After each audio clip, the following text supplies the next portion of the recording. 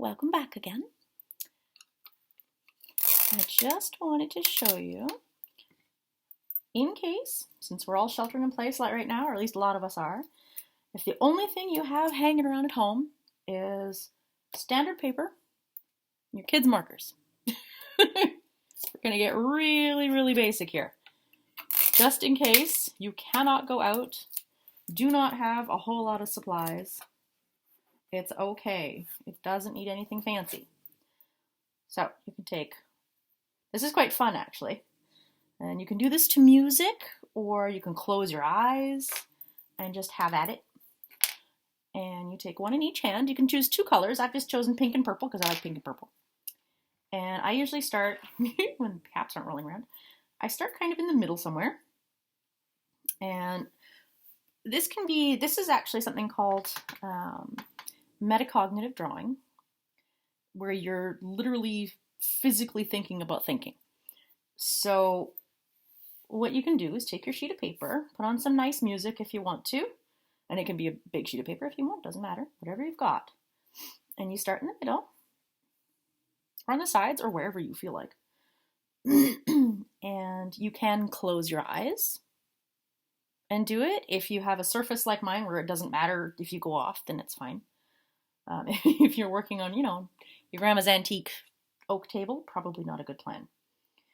And what you're basically going to do is you let the pens flow in whatever shapes they want to, while thinking about the words that you want to have as your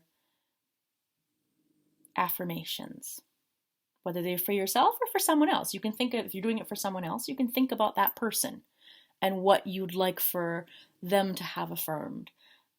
If you're doing it for yourself, you can just think of things that you want to feel more positive about, or things that you know that you yourself tend to forget or think about in a negative light, and turn those into positives. So if, for example, you think to yourself frequently, I'm too old, you can think to yourself, I have a lot of experience.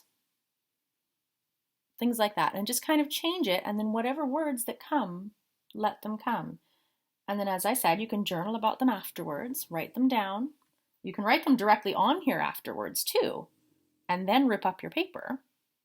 That can be fun because sometimes you'll get two words on one paper. So I'm just going to go ahead and show you what I mean. I'm going to close my eyes. Eyes are closed. And I'm just going to start. And you're not trying to make a pattern. You're just trying to keep your pens on the paper and let them do what they want to do.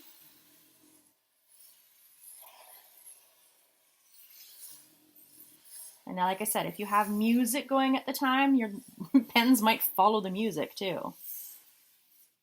That can happen.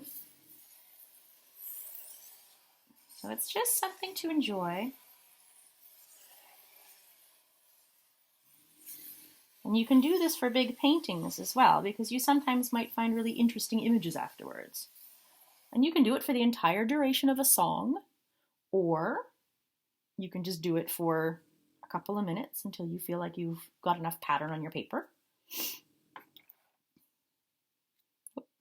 Try and put the right color back on the right pen would be a good plan. And then if you want, from this step, you can actually go and start ripping up your paper or cutting. And then depending on if you've written down any words, or if no words have come, like I said, you can go right into ripping the paper or cutting the paper and just think about it while you're doing that. I like to rip the paper a lot of the time simply because I love that soft edge, and the ripping of the paper takes longer and less real thought process than the actual cutting of the paper, simply because you're using less tools. So it gives your brain more time to wander. So then it would be the same process again. You would just fold it, and if you've got a smaller piece of paper, you might do fewer folds if you got a card size that you like.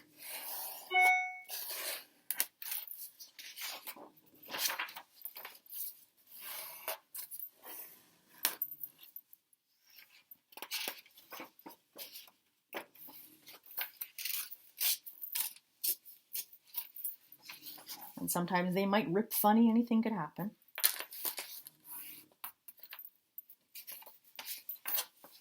And these are quite fun because then once you're done, each card, when you've got it all created into card sizes, it can actually be quite fun to go back and pull out shapes, find interesting patterns in it. You can go over it with other markers. So it can be sort of like Art Deco-y kind of fun, which is part of what I like about it, because it's different all the time. And that's why I say that all of my affirmation cards are different all the time. I have a few certain ways of doing it that I like doing, like with watercolors and the Inktense and stuff.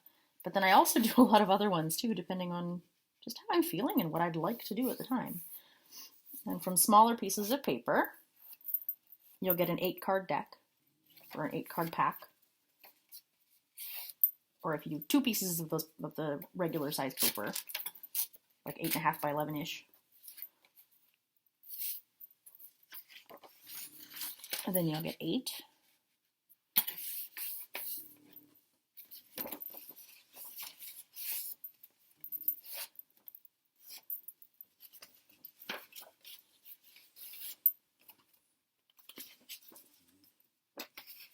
Hi, baby. He just curled up on my foot.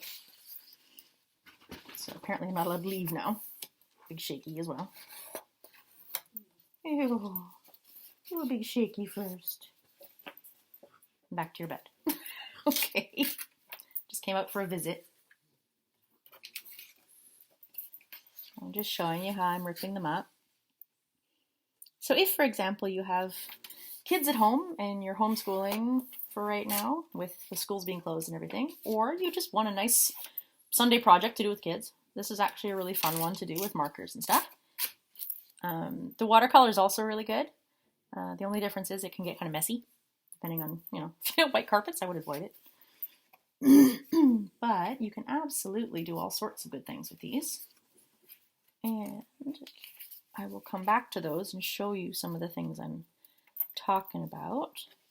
And then I also wanted to show you some of the other ones that I've made for other demonstrations in live workshops here in the studio. These ones are also with watercolor. So you can do patterns on some of them. These are acrylics, just big sheets of paper that I've just gone nuts with different colors on. And you can see they're all a little bit different. And I think I have some of that's more acrylic. What do I have here? These are some more of those ones. These are some more of the watercolor. I did a couple of watercolor and a couple of the Inktense. These ones are the Inktense, the really bright ones. And I mixed watercolor and Inktense with this one just because it was kind of fun. And I just went through and I did like a big sheet of paper and I just did circles all over the paper with different colors. And then some dots and some lines. And then I just ripped it all apart because it was fun.